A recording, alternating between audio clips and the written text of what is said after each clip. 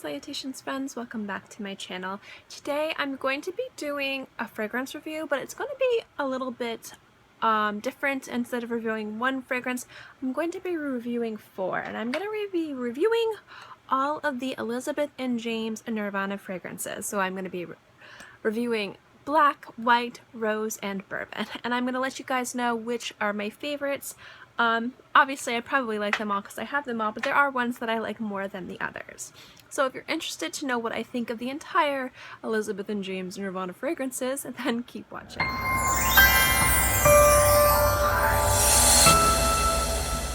For those of you that don't know, Elizabeth and James is Mary-Kate and Ashley Olsen's company. They named their company after their siblings, which I think is really awesome, and the brand itself is known to be very contemporary, very hip, and very cool. I'm not a cool person, so I put that in quotes because I'm really not a cool person.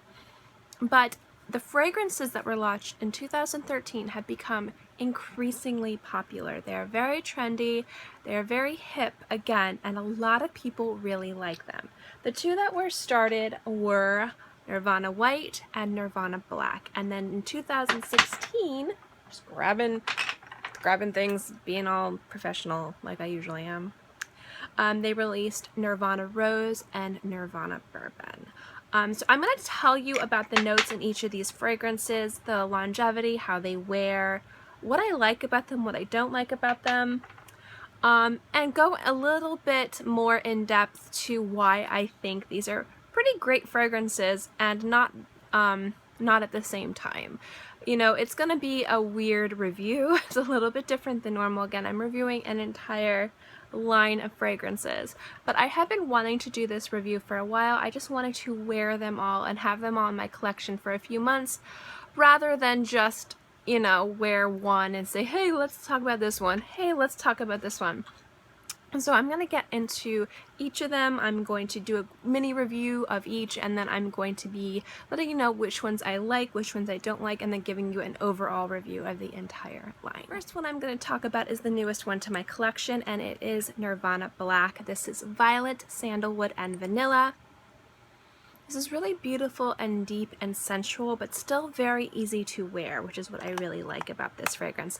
I get a lot of violet and sandalwood in this, and just the littlest hint of vanilla, which is really, really nice, because I think that if the vanilla was more prominent in this, it would probably just make it another vanilla fragrance, which, although I love vanilla fragrances, I do love the violet in this. It's one of my favorite floral notes that comes as a surprise whenever it's in fragrances. Sometimes people add violet and you can't tell, and then you're like, why is it there? Then some people add too much violet and you're like, this tastes like candy. But it's really nice when it's nicely mixed and plays nicely with the other notes, which is what this does very beautifully. I think this is a perfectly wonderful, hip, cool, trendy, sophisticated fragrance for work or for the evening. You can also wear it in the daytime, but I do think this is more suited towards nighttime wearing. It is just a little bit heavier than the other one I'm going to talk about. Nirvana White is peony, and I always say that wrong, so I'm sorry if it sounds weird, lily of the valley, and musk. This is a much more refreshing, sophisticated fragrance.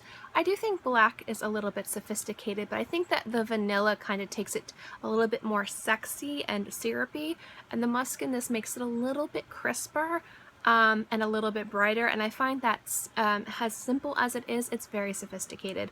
This is a perfect daytime scent. It's also very appropriate for the office.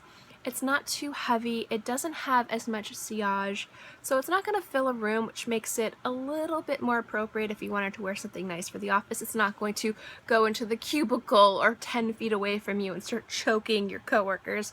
So it's a little bit closer to the skin than I would want, but that does make it very, very good for work time fragrances.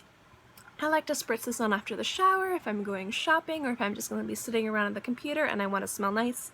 And that's what I like about this one. So I do think this one's a little bit more appropriate for daytime, maybe evening casual, but it is a very beautiful scent. Next up is the only small bottle I have. It's the bourbon. It's got bourbon, vanilla, oak, and tuberose. This is kind of, I want to say it's like more gourmandish, but I really don't get any gourmand notes from this. I get the boozy vanilla, but I smelled so many vanilla fragrances in my entire life. I don't associate vanilla with gourmand unless it's mixed with other things. To me, it's just vanilla, you know? It's vanilla, vanilla, vanilla. I love vanilla. Don't get me wrong. What I love about this is really heavy, it's syrupy, it's dark, but it's also a little bit bright, and I can thank the oak for that. The tuberose in this kind of feminizes it a little bit, while this still could be very sexy on a man. The other thing that I love about this is out of all of them, this one has the best longevity. And to me, this is just a very sexy, sensual scent that you could wear during the day or in the evening. It's very appropriate for either or. I would say don't wear this around your coworkers because this does tend to be a little bit heavier than Nirvana White and Nirvana Black.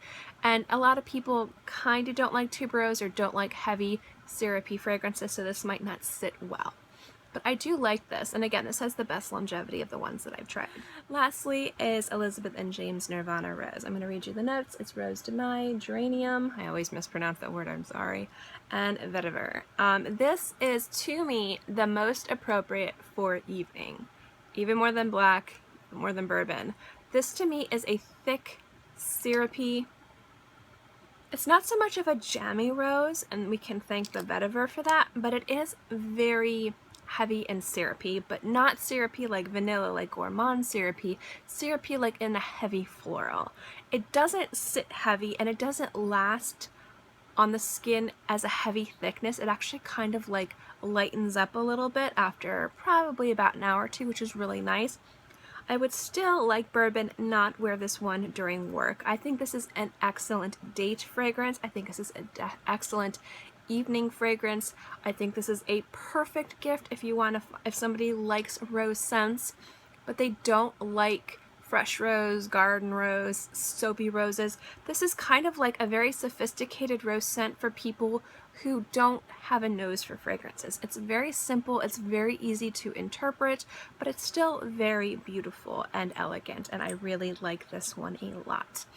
Again, it is a little bit heavy and syrupy, but this also has wonderful, wonderful longevity on my skin. This lasts about 6 to 8 hours. The bourbon one tends to last a little bit longer, but they're almost tied. So I do think this is pretty much more appropriate for evening. I wouldn't wear this to the office. This does tend to be a little bit thicker than the other ones. And I also wouldn't wear this to the theater.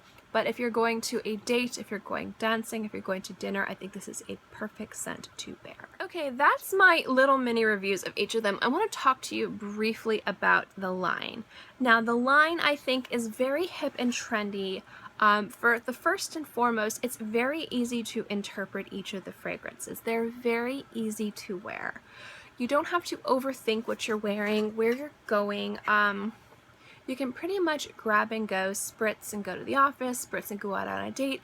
You're gonna smell nice, you're gonna smell beautiful, and you're gonna get compliments. I get a lot of compliments when I wear my Elizabeth and James fragrances. That being said, they don't have much complexity, depth, and they tend to be kind of one note. They don't really tell a scent story. You spray it on, that's what you smell like throughout the day, and then after a while, you might get a little something else, but overall, you're pretty much gonna smell the same throughout the entire day. It's not like other fragrances where it opens up differently than it ends. As it warms up, you get more notes, and throughout the day, the top notes wear away, and then you get another beautiful scent few hours later. These are very simplistic scents, and I think that's why they're very popular. A lot of people currently, if you're getting into fragrances, I notice a lot of young adults, people in middle school, people in high school, people in college, they don't really have the funds to go out and get a lot of fragrances, so a lot of people look for signature scents.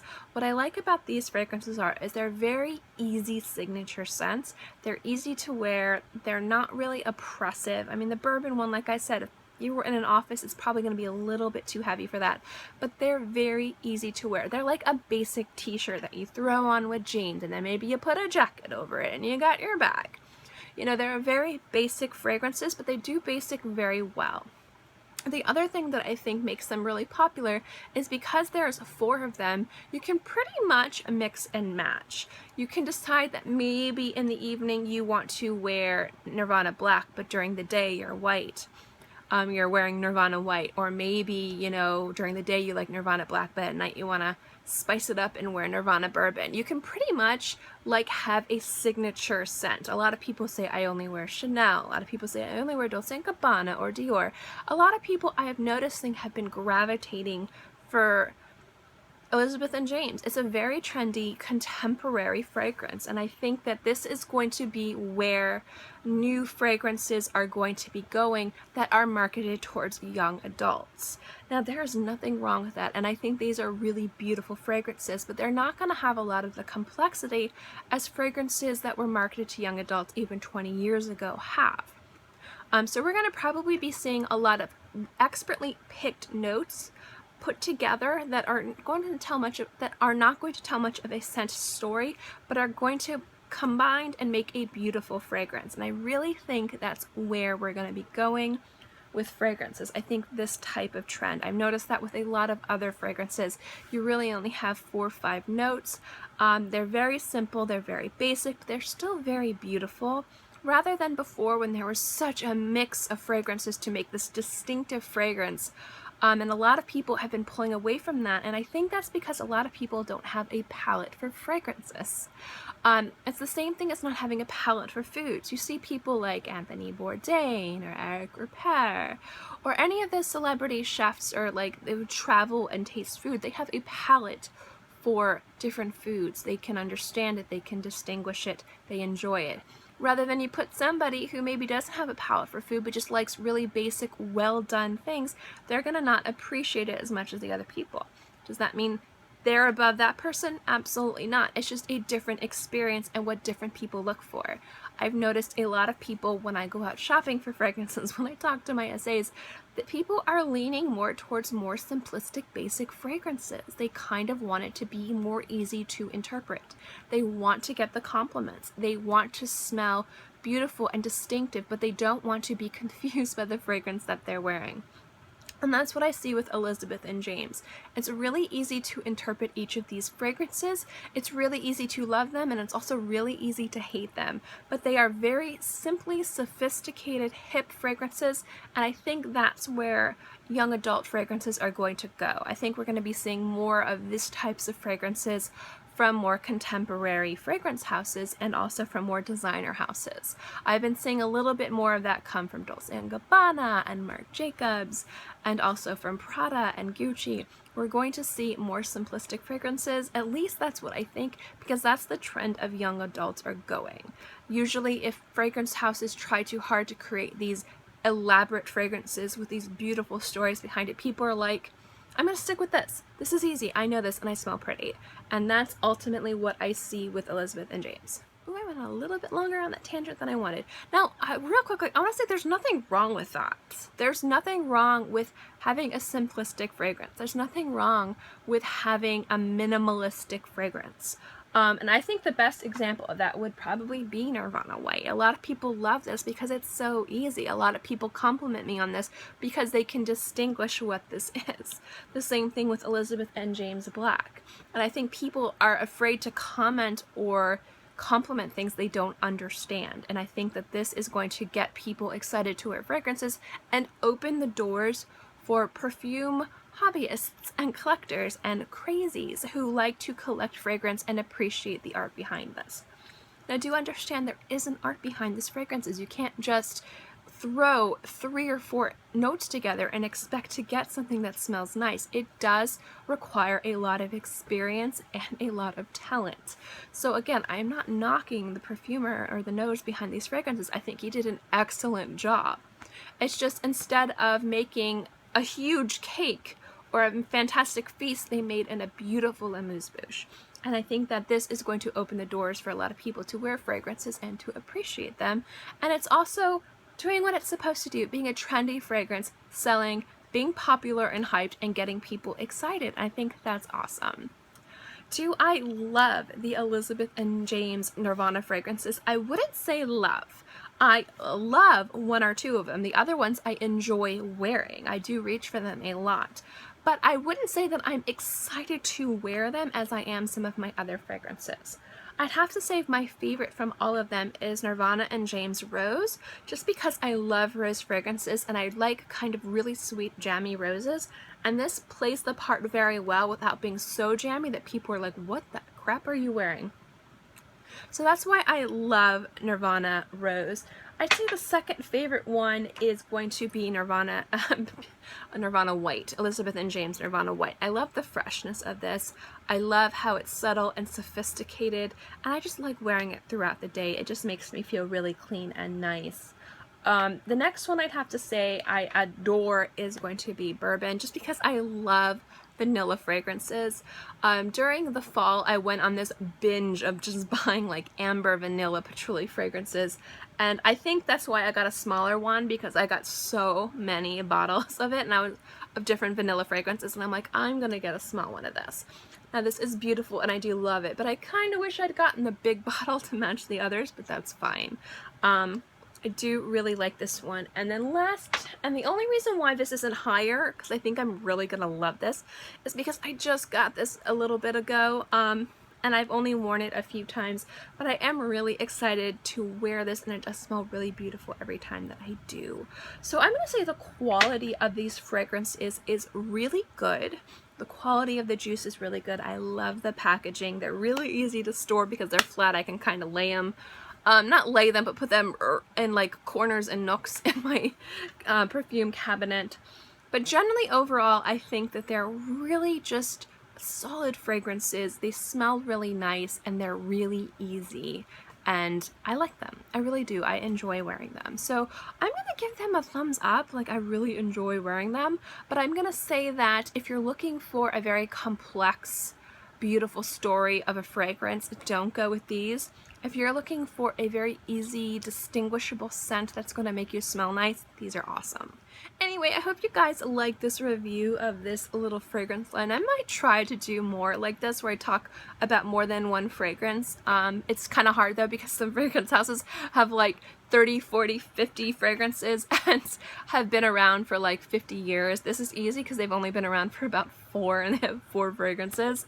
But generally overall, I do like these fragrances. And if you like reviews and want to see more kind of like house reviews, give this video a thumbs up. It lets me know to continue doing videos like this, specifically fragrance videos.